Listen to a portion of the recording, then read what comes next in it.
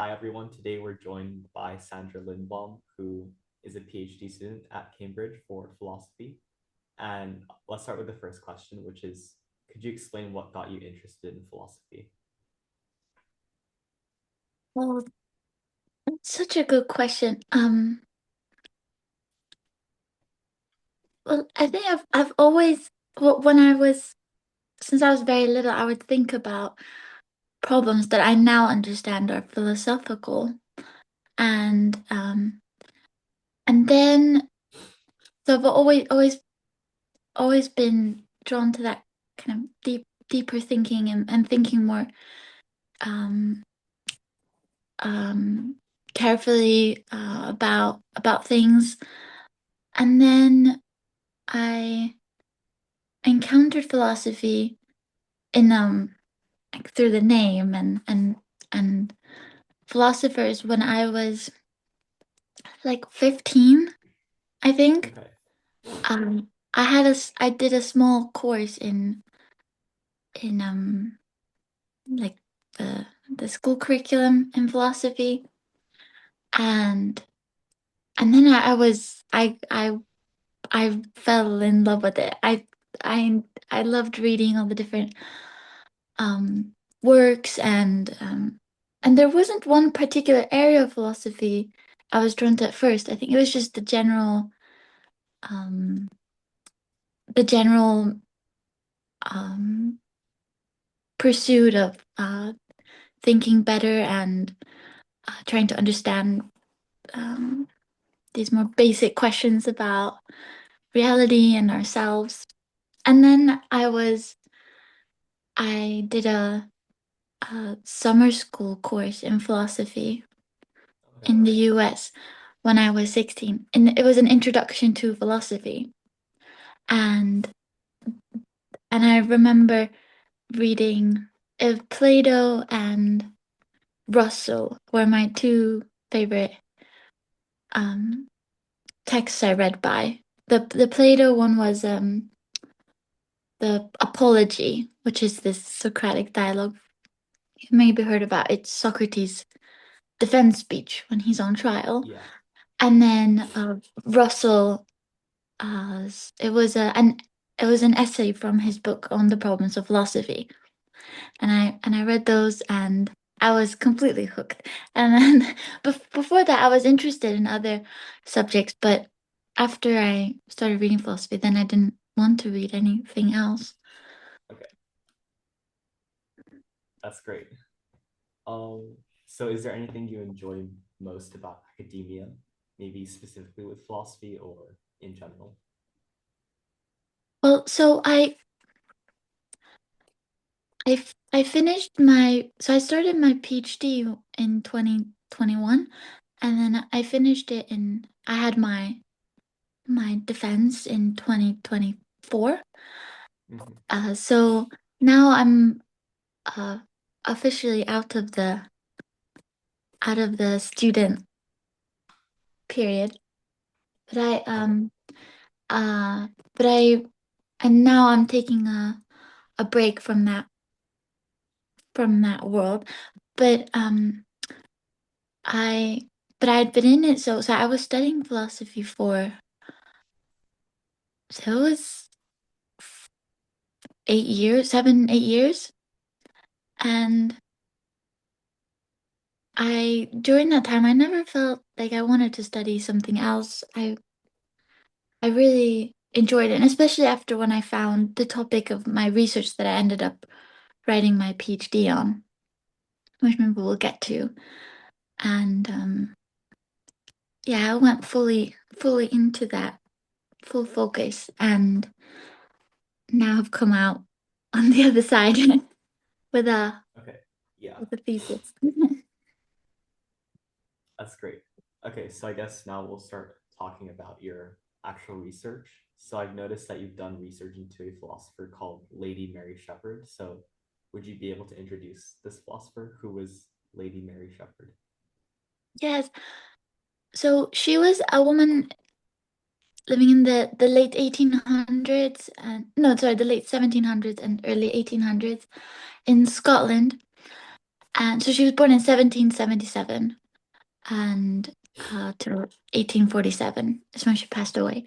And she, um, I think most importantly, wrote a pamphlet anonymously about causation, the metaphysics of causality, and how we should understand the concept of cause and effect. And so it's very small. It's just a pamphlet, and she published that anonymously in 1824, and that's her main piece of work. Later, she also wrote other works, but they all build on that view of causation that she developed in 1824.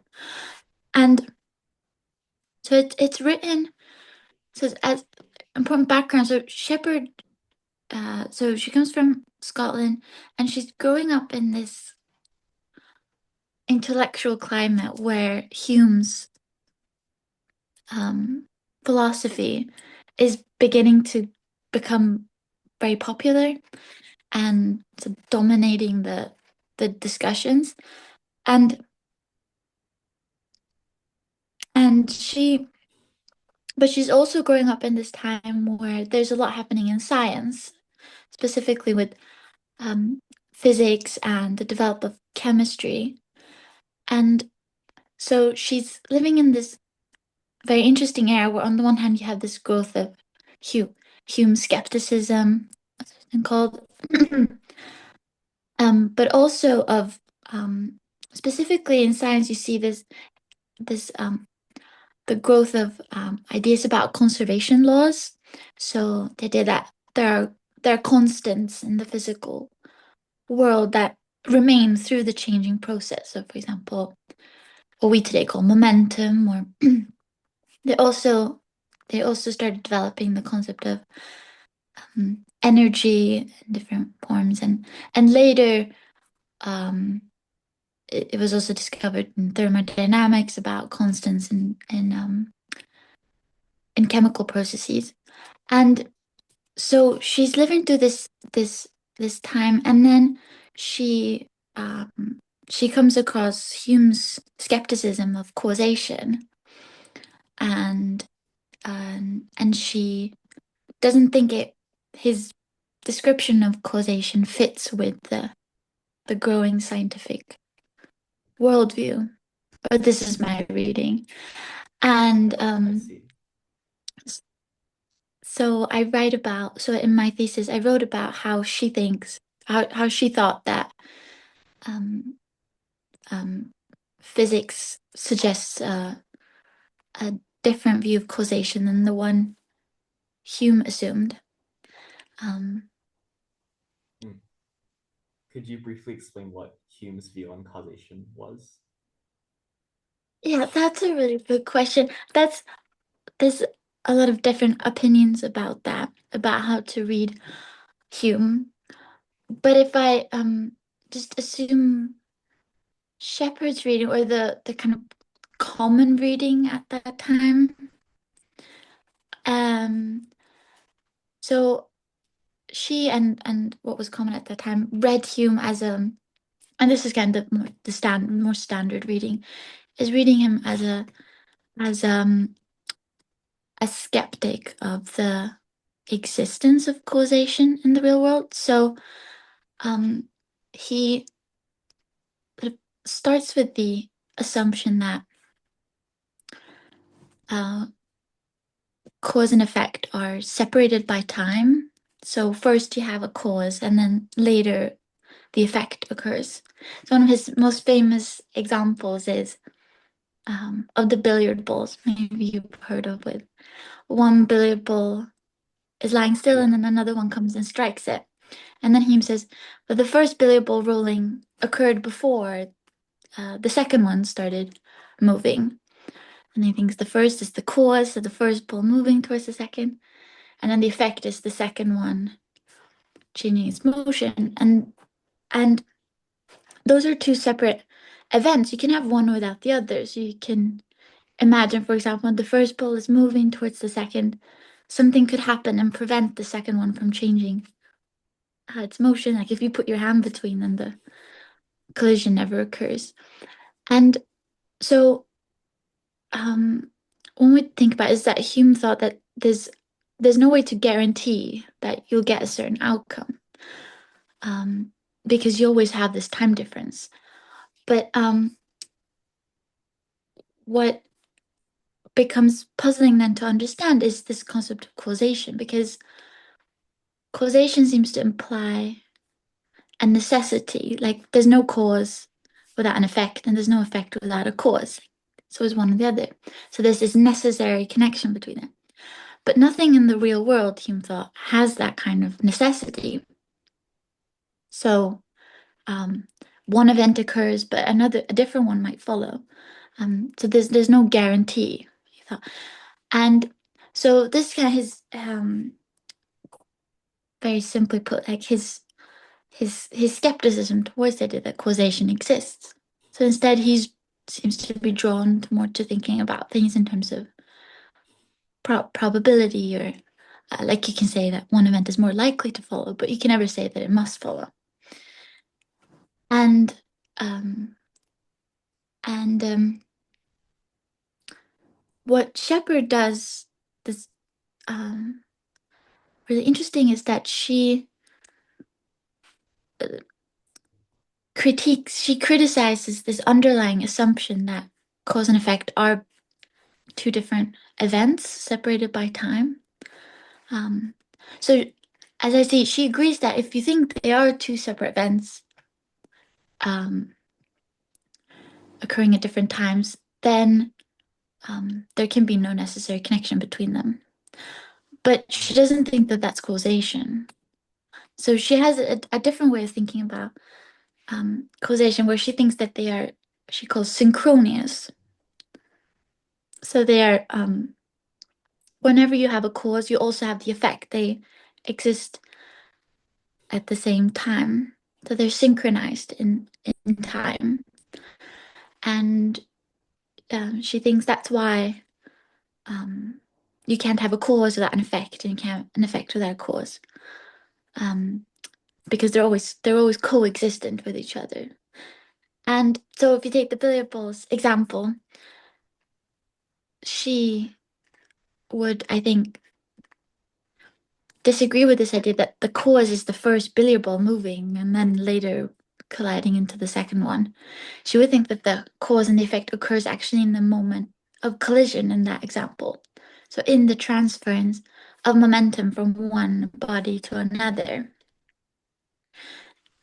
And and that's a synchronized process. So the time during which the first body loses momentum is the same or overlaps with the time it takes for the second body to receive the momentum from the first, which follows from the law of conservation, because um, if that wasn't the case, then some momentum would be lost, and then but because momentum is always conserved, whatever is given must also be whatever quantity is given must also be received um, uh, synchronously.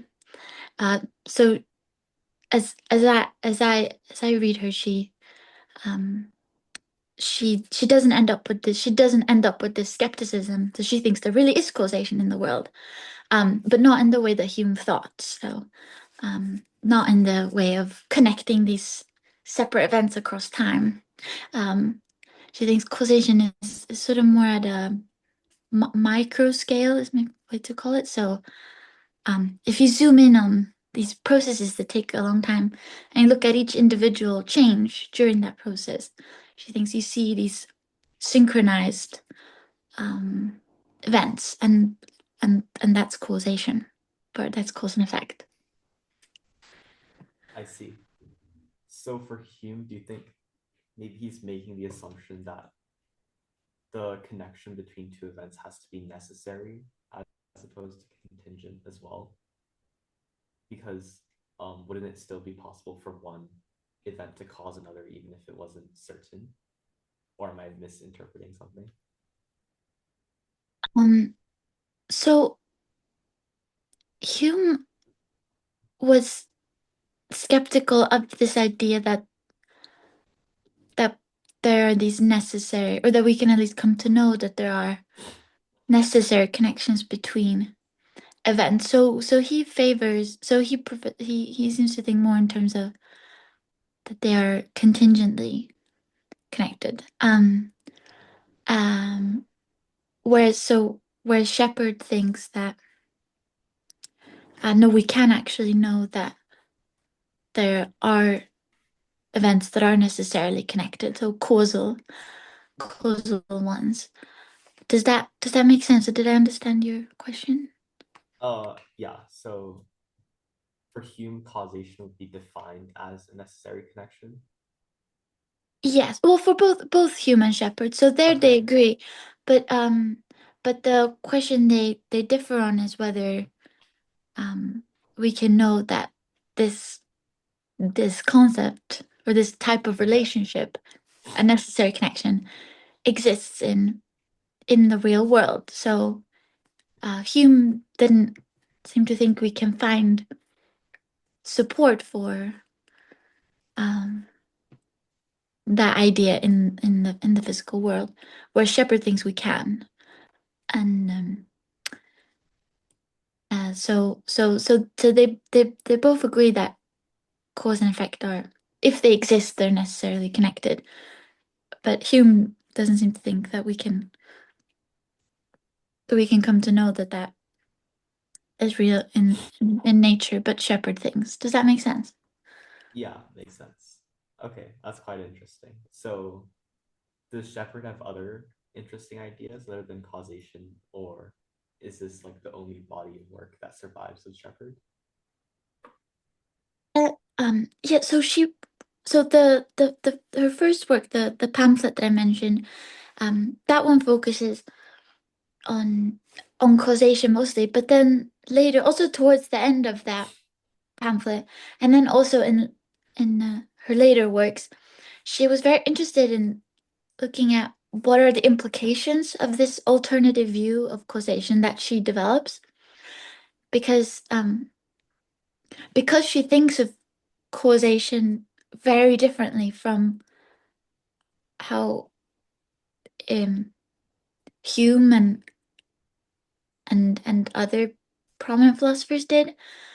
It raises a lot of interesting questions about what um, like how does it affect other questions in philosophy. So it seems like how we think about causation seeps into a lot of different philosophical topics, and so Shepard was very interested in that, and so she wrote about a range of different um, areas of philosophy that she sees causation, how we think about causation as having a big effect. So she writes about like the range of different issues in metaphysics, and she was also very interested in philosophy of religion um and also in philosophy, like in the like philosophy of biology and philosophy of physics, of like philosophy of science. She's interested in that, and but one challenge um with Shepard, and that I think is one of the big reasons why she fell out of history, is that she's very difficult to read, and her work is very fragmented. So she wasn't formally educated, and so she didn't have that academic language, and um it's sort of like laying a it's like a puzzle puzzle work, trying to put together what she thought even about causation, um and so it's but it's definitely an interesting um area to explore. Like, for example, one thing she was very interested in through her work on causation is the connection between, or how to think about the relationship between physics and mathematics. So, um, because as um she sees she sees causation in the laws of physics. Um, so she sees and she uses that to argue that causation is a fundamental concept in in physics and a fundamental relationship in nature, and and that we then express mathematically. So she saw physics as more fundamental than mathematics. Oh, that's quite And interesting. yeah, so um, equations like in the laws of physics are expressing causal relationships terms sometimes, not always, but and so that's one example. Whereas for Hume, or this kind of this view of cause and effect as two separable events, what happens then is you um, the the the concept of causation becomes divorced from the laws of physics. Um, for example, Newton's laws.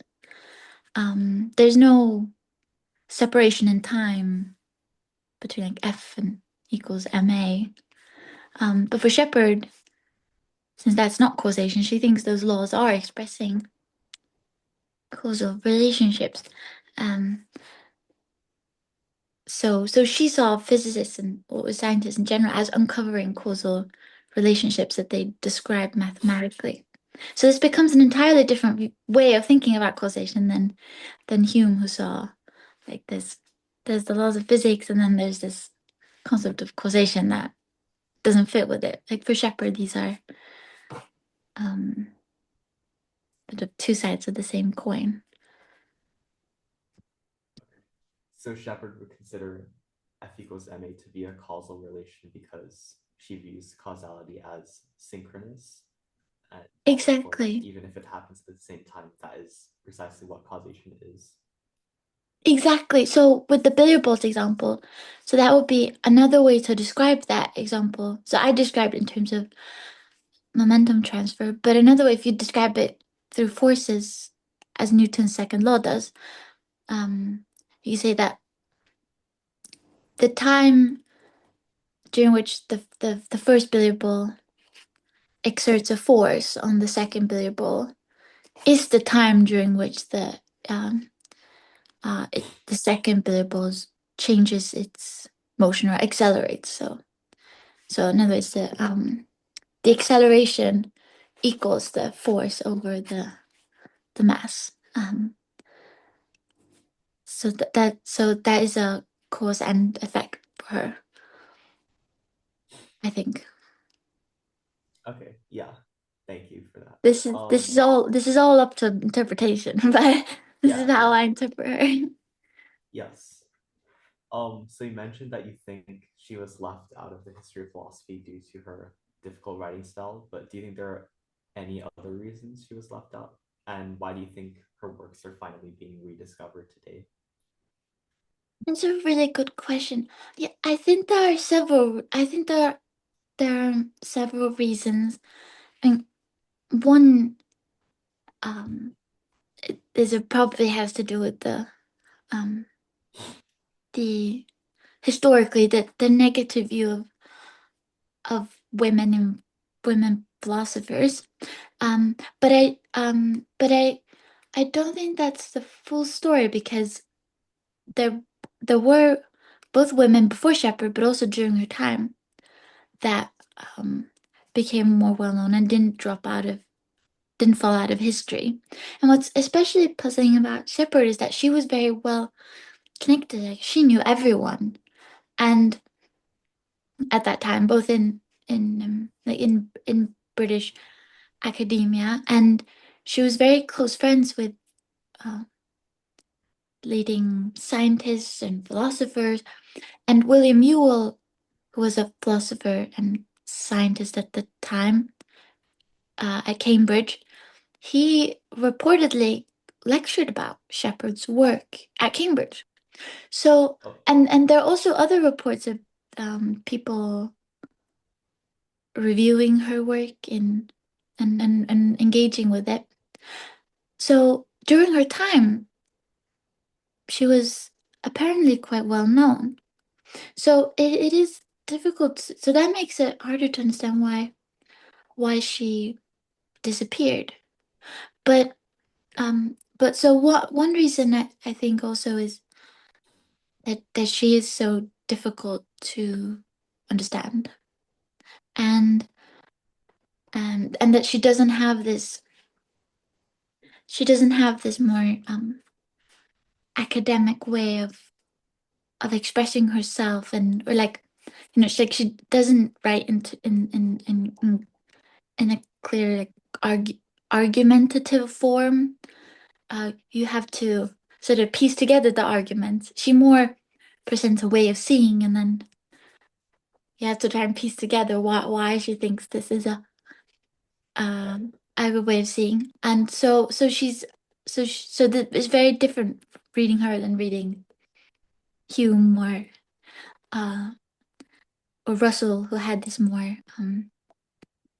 linear way of presenting their ideas, like in like first this and then I think that, and therefore this more clearly, well, I don't want to say logical because it's not illogical, the other, but it's easier to follow the kind of logical shape, um which you get a lot through training and through being trained, a training which Shepard didn't get.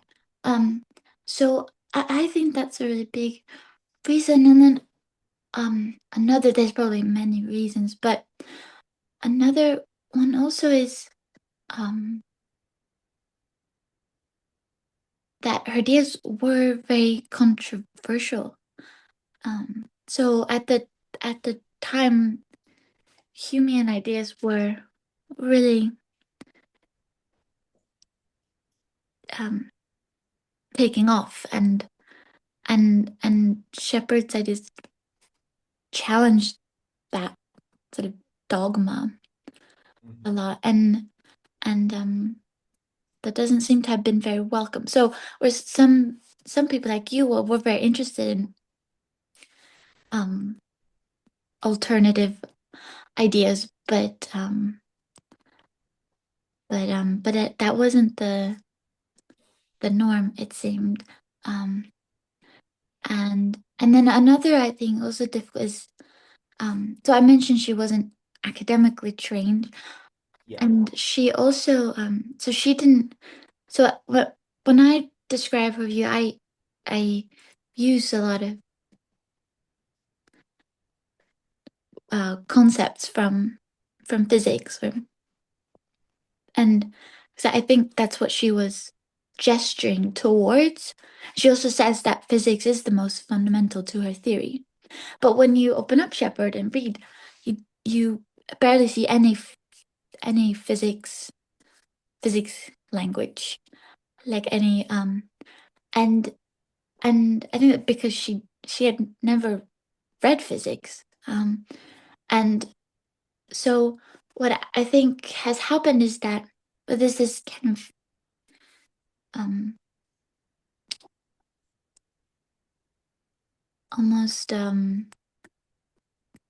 it's almost a bit misleading, where you read her and it sounds like a purely philosophical work, but I think it's much more based in physics than how she describes it. So what I think has happened is she's been a bit miscategorized. So like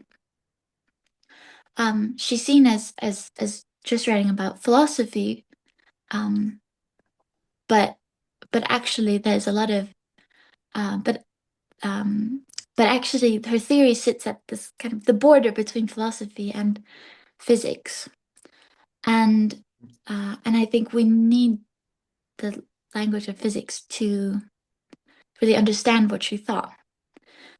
But that wasn't a language that she fully understood. that she knew.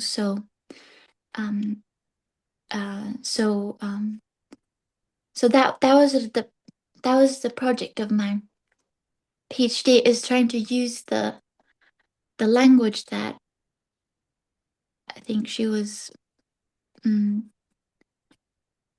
pointing towards, but didn't have access to. So, like describing more um, clearly how the laws of, for example, how Newton's laws of physics express causation for her. Um, and so it's sort of like trying to give Shepard the language that she didn't have, but wanted to have, I think. Okay, I see. So there were definitely like several barriers to her gaining sufficient recognition. Um, so do you know why there's a resurgence in interest in Lady Mary Shepard today? Mm. Yeah, so she was rediscovered in the 80s by an American philosopher who was writing a, she was researching the history of women in philosophy, and she uncovered Shepard's Okay. work, and so the renewed interest in Shepard was definitely was part of this bigger interest in trying to get a fuller picture of the history of philosophy and the different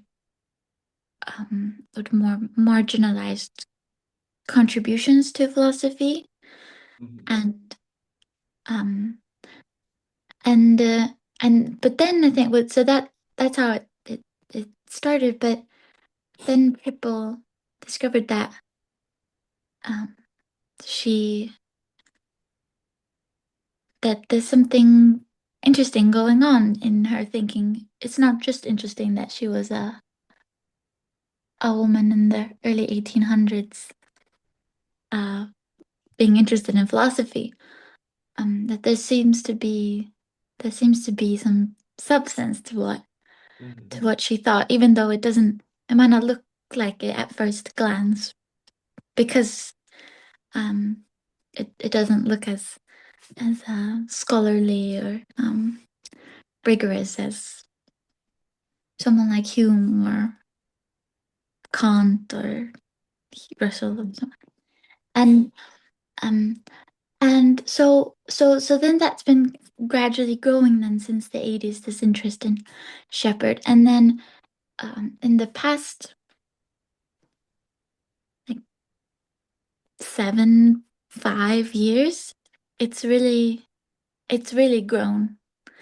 Okay. And now there are several books out um, about coming out on Shepard. So the first modern edition of Shepard's first work just came out, and um, so that's very exciting. There's growing interest. When I wrote my my my PhD, I I finished it like I mentioned in 2024, and that was in the summer, and that was the summer that another PhD student in America at NYU also finished his PhD on Shepard, and we are both the first the two first to write their PhD on Shepard. Um, Before that, I was the when I also wrote my master's thesis on Shepard, and then there was one other person who'd written their master's thesis on Shepard in Canada. So, um, so that was exciting. So the two first PhD dissertations on Shepard have now been done. So so the winds of change are blowing. Yeah. Okay. That's very cool. So I've also noticed online that you seem to research into an idea called humble realism. So could you explain what that is? Oh, yes, I forgot to mention this when I was talking about implications that Shepard's Mhm, alternative view of causation has on different areas of philosophy. And one of them that she was very interested in was um, um, how to understand how our perception of the physical world functions, or mhm, um, how it operates, and how does it allow us to gain knowledge of the world, and what kind of knowledge can we have of the world? Are there limits to that knowledge? And so this was she was very interested in this, so much so that she named her second book. It's called Essays on the Perception of an External Universe. And okay. so this was one of her main interests. And she saw this as very closely connected to causation, or specifically her view of causation, which is which sounds maybe a bit strange. Like, what's the connection between how we think about cause and effect and um, our perception of the physical world? Um, but so as I understand it, the connection she sees is that she thinks the relationship between the observer and the perceiver is causally connected to Mhm, the physical world. So um so we are being affected when we look at something or listen to something, or we are being affected by things in an external world, things. But and she thinks we are this happens in this kind of synchronous way that she describes in her view of causation. So specifically, if we go back, so I mentioned that, so she thinks cause and effect are synchronous. Um, but one thing that seems to follow from that view is that cause and effect become um mutual also, so they mutually affect one another. Because so if you think of the billiard ball case again, where mhm, one billiard ball comes and collides and the other moves. In this collision, you have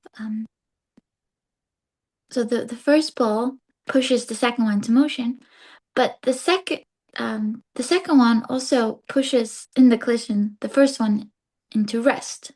So this one stops moving when this one in a perfect collision, or it loses the amount of motion that this one gains. Um, so one to think about is like the first ball makes the second one move, but the second one also makes the first one stop moving. mhm. Yeah. And so there's something reciprocal going on. Like, it's not just one body is affecting another, the other one is also affecting the first one in return.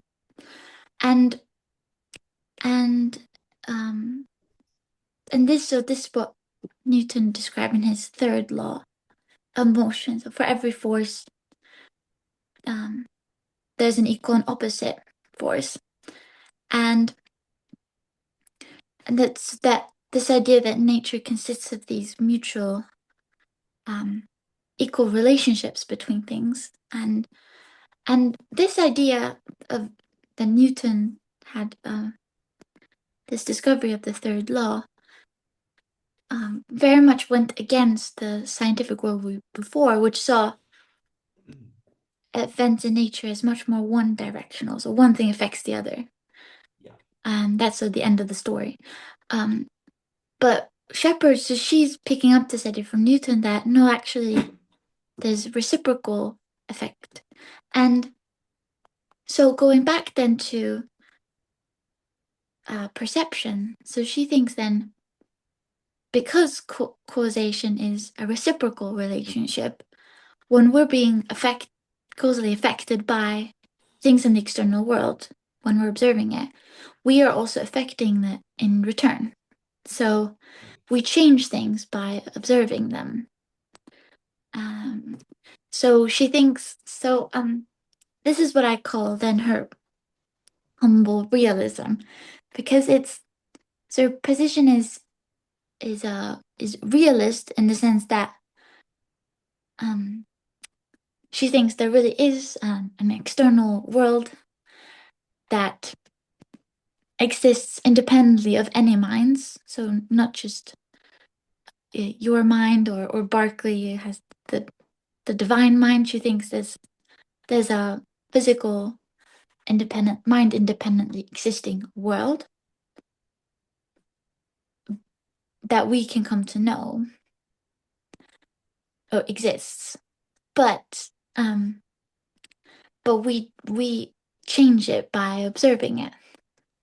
So there's also so she's not so she's a little more like a more complex realist than that. She thinks the knowledge then we come to know through our observations is um is not is not just objective about the world. It is also influenced by our own minds and how it has affected what we observed.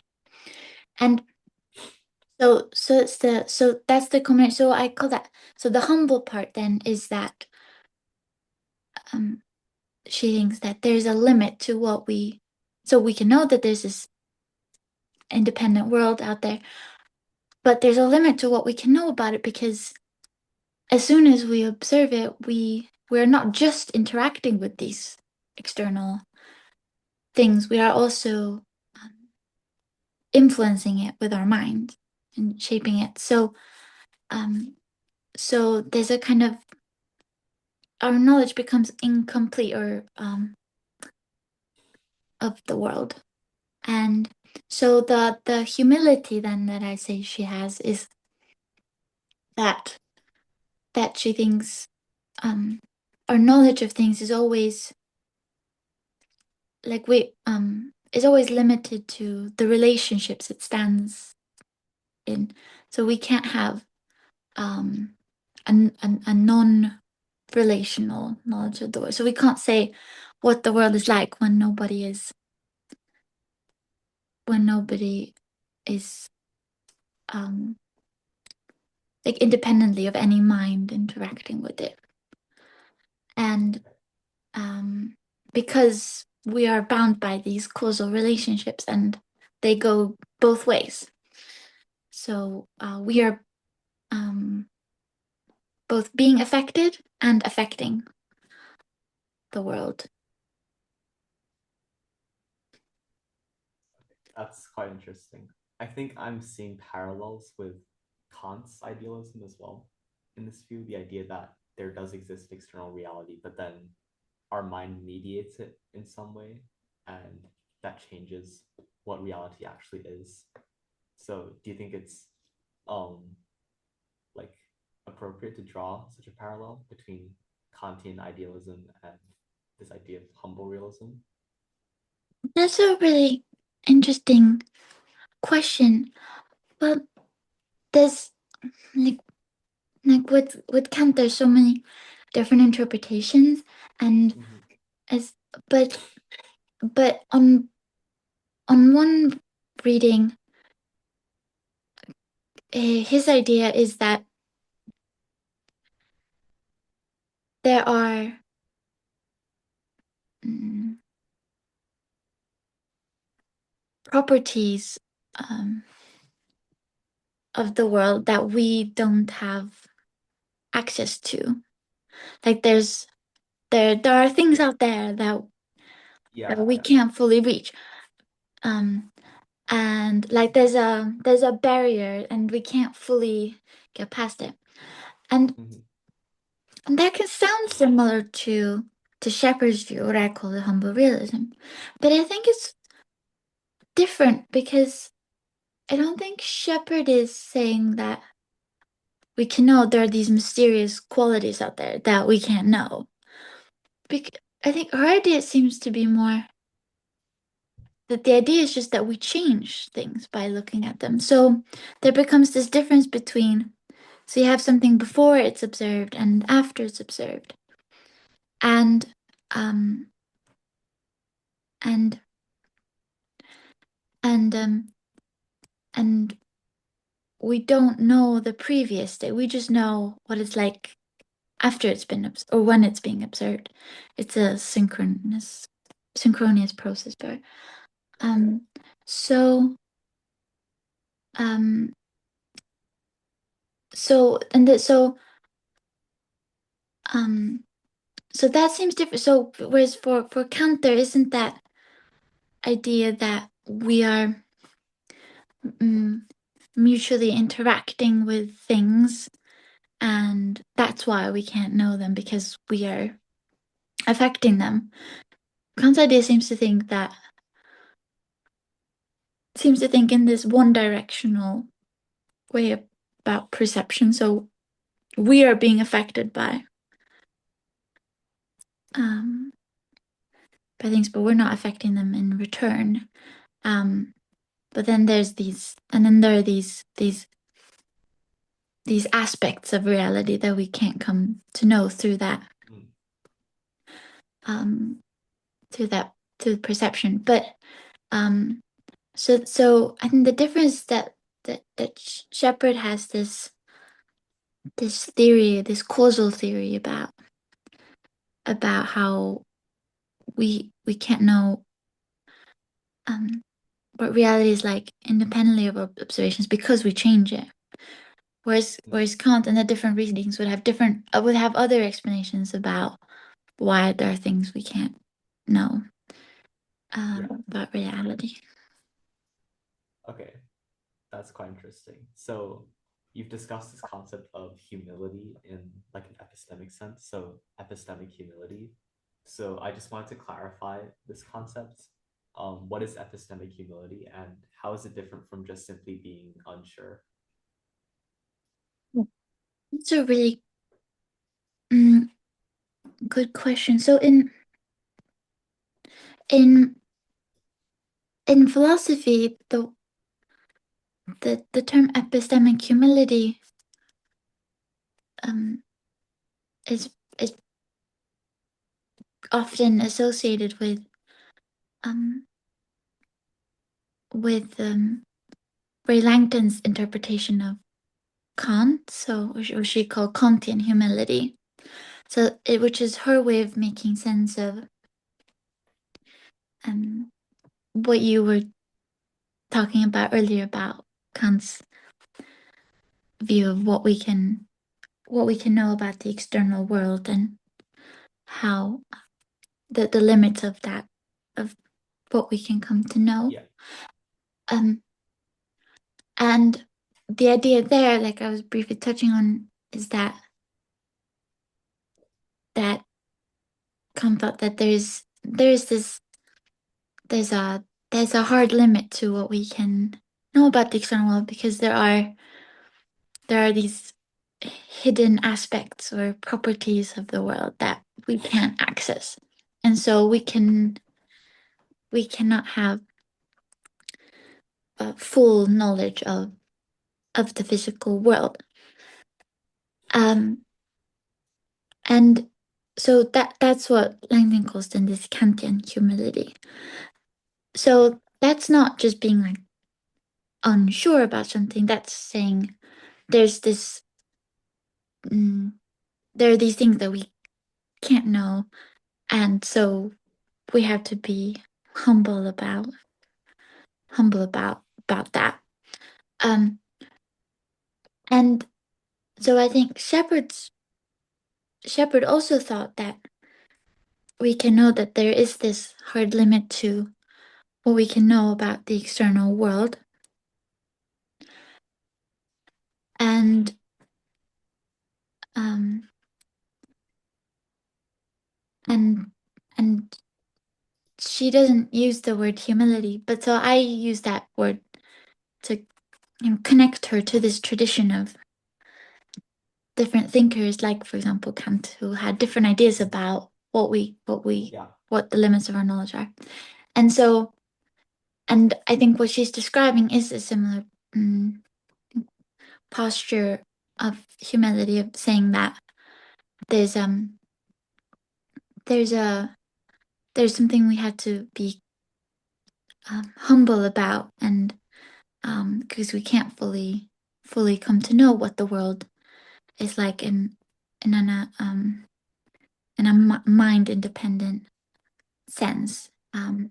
because our knowledge is contingent on our observations of it, and our observations are influencing what we're observing. So, um, and so we're sort of stuck in that relative, like that observer relative knowledge. Um, Okay. Yeah. and so Shepard shows she's very sure that this was she thinks this follows from her view, causation, this mutual view. So she wouldn't just say that she's not sure whether we can know about this other thing. She thinks we can be sure we can't because causation is reciprocal. Um, yeah. So, what would the distinction be between Shepard's view then and, say, indirect realism in philosophy? Mm, so I think what's unique about Shepard's view compared to all the different kinds of realism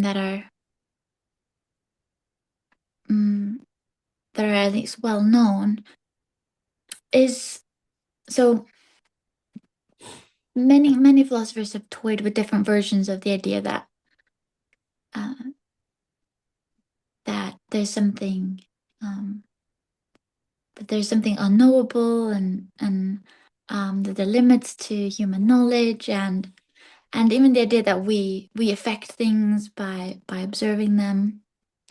But I think what's special about Shepard's view is that she has this causal explanation of why that is. Right. So it's it becomes less maybe mysterious on her view, why we can't um, know what the world is like independently of our observations of it. Um, because she thinks cause and effect are synchronous and they're mutually affecting one another. So anytime you have a causal connection, there's gonna be mutual influence. And Okay. and if perception is an example of that, then that follows too. So it's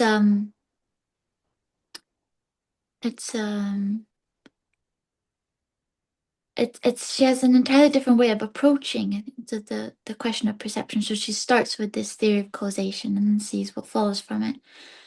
And and um and she has um yeah, a different explanation of why things are unknowable. Which is a common critique of different ideas about there's something unknowable, is that how can we come to know that it's unknowable? But Shepard doesn't seem to get that problem. Um, because well she has a theory of why causal relationships are that way, are this reciprocal way. So, for Shepard, by understanding perception itself as a causal relationship, that's how she explains this issue. Exactly. Yeah. Okay, okay, okay, great. I guess that brings us to the end of the interview today. So, thank you so much for your time. Um, yeah, learned a lot. Thank you so much, Benjamin. I really enjoyed talking to you, and Thank you. thank you for taking the time to talk. Yeah, no problem at all.